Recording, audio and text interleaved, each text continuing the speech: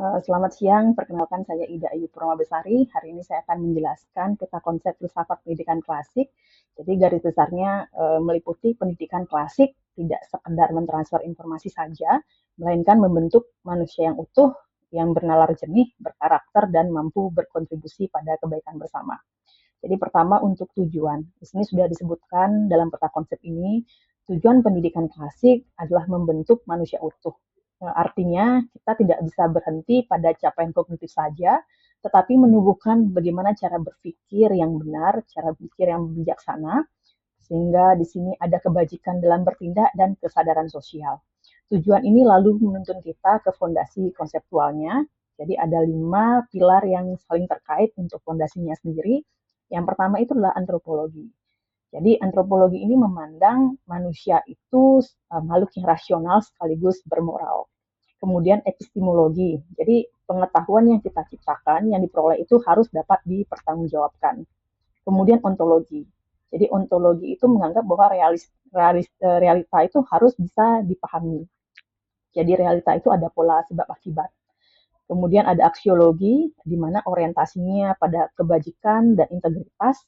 Kemudian polis, jadi pendidikan itu adalah merupakan urusan publik. Jadi polis itu untuk kebaikan bersama. Nah, fondasi ini memberikan kerangka mengapa dan untuk apa kita mendidik. Jadi dari sini muncul filsuf-filsuf dari pendidikan filsafat pendidikan klasik, yaitu seperti Socrates, Plato, Aristoteles, kemudian ada tradisi skolastik, ya, jadi ada trivium, quadrivium. Nah, kemudian dari ketiganya, jadi Socrates, Plato, dan Aristoteles sendiri, jadi Socrates itu memperkenalkan bagaimana Ellen Kuss, jadi menekankan bagaimana dialog kritis dan berpikir kritis untuk menjernihkan konsep dan membongkar suatu asumsi.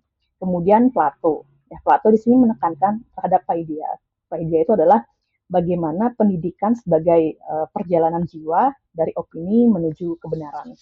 Jadi di sini murid itu bukanlah ember, namun murid itu adalah murid itu memiliki api, di mana kita sebagai guru itu wajib menyalakan api sehingga menjadi terang.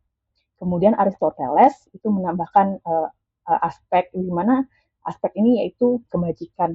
Kebajikan itu tumbuh dari kebiasaan atau habitus yang dibentuk secara terus menerus dan dipandu oleh pronesis.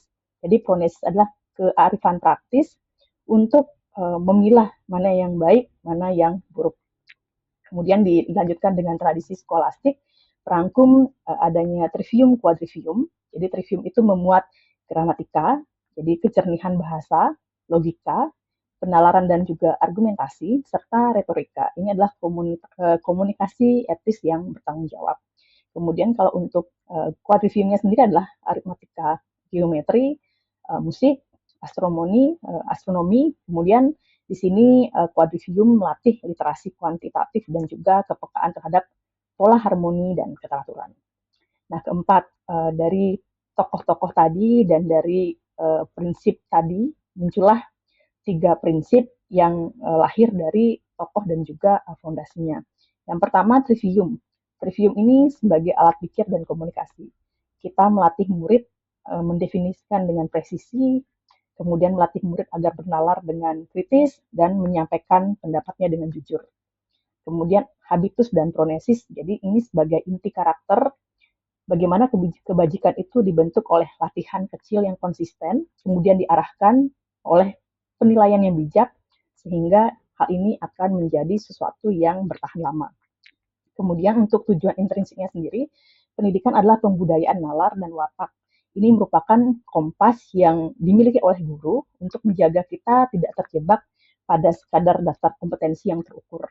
Nah, kemudian kelima, implementasinya dalam pembelajarannya sendiri, saya di sini ambil contoh yaitu PBL, jadi problem based learning, di mana problem based learning itu memiliki alur yang biasanya kita gunakan di sekolah, yaitu adanya masalah, kemudian murid merumuskan hipotesis dari masalah tersebut, menyusun rencana untuk menyelesaikan masalah, kemudian mengumpulkan data, menganalisis, menawarkan solusi dan refleksikannya. Nah, di tahap awal, jadi gramatika di sini melalui glosarium hidup. Jadi jika itu misalnya topiknya terkait dengan kerusakan lingkungan atau pencemaran lingkungan, jadi glosarium ini bisa memberikan istilah-istilah misalnya saja seperti pH, kemudian eutrofikasi, kemudian kelarutan oksigen, sehingga di sini didefinisikan contoh dan yang mencegah terjadinya miskonsepsi. Kemudian logika, nah logika di sini hadir saat murid menimbang data, kemudian menguji hipotesis dan mengevaluasi alternatif penjelasan. Jadi pernyataan Sokrates sangat membantu karena di situ ada berpikir kritis, mana yang baik, mana yang benar, kira-kira mana yang salah, mana yang patut untuk dimasukkan. Kemudian retorika. Nah, retorika ini hadir saat pelaporan. Jadi ketika murid menyajikan grafik, mengakui keterbatasan dan mengusulkan langkah mitigasi yang realistis, nah retorika hadir di sini. Kemudian semangat quadrivium. Jadi tampak ketika mereka membaca grafik, memodelkan hubungan dan mengenal pola-pola yang memperkuat literasi kuantitatif. Kemudian keenam, jadi untuk penilaiannya sendiri, agar selaras dengan filsafat pendidikan klasik ini, kita nilai 3 hal. Yang pertama itu adalah ketepatan konsep. Apakah definisi dan contoh yang digunakan itu sudah tepat atau belum? Kemudian kekuatan penalaran. Apakah argumentasi yang digunakan itu logis, konsisten, dan juga ataukah terbukti? Yang terakhir integritas akademik. Jadi bagaimana kejujuran data, adakah citasinya, pengakuan mengenai keterbatasan dan tanggung jawab sosial. Jadi instrumen yang dapat kita gunakan berupa portofolio, kemudian adanya rekaman di logbook, adanya dokumentasi, ada proposal presentasi, dan juga asesmen formatif yang memberikan umpan balik untuk perbaikan selanjutnya. Nah, terakhir relevansi kontemporer mengapa ini sangat penting sekarang. Jadi yang pertama untuk melawan hoax. Jadi trivium itu dapat menjadi senjata. Jadi di sini logika itu dan juga retorika yang etis membantu murid memilah informasi. Kemudian untuk membangun keterampilan, jadi keterampilan proses dan regulasi diri, jadi PBL sini melatih kebiasaan ilmiah. Jadi bagaimana harus teliti, jujur, tekun, dan yang merupakan ini adalah habitus. Kemudian untuk isu-isu kompleks dan isu-isu lingkungan, sampai juga etika di bidang teknologi, siswa membutuhkan pronesis, jadi kearifan praktis untuk menimbang data dan nilai.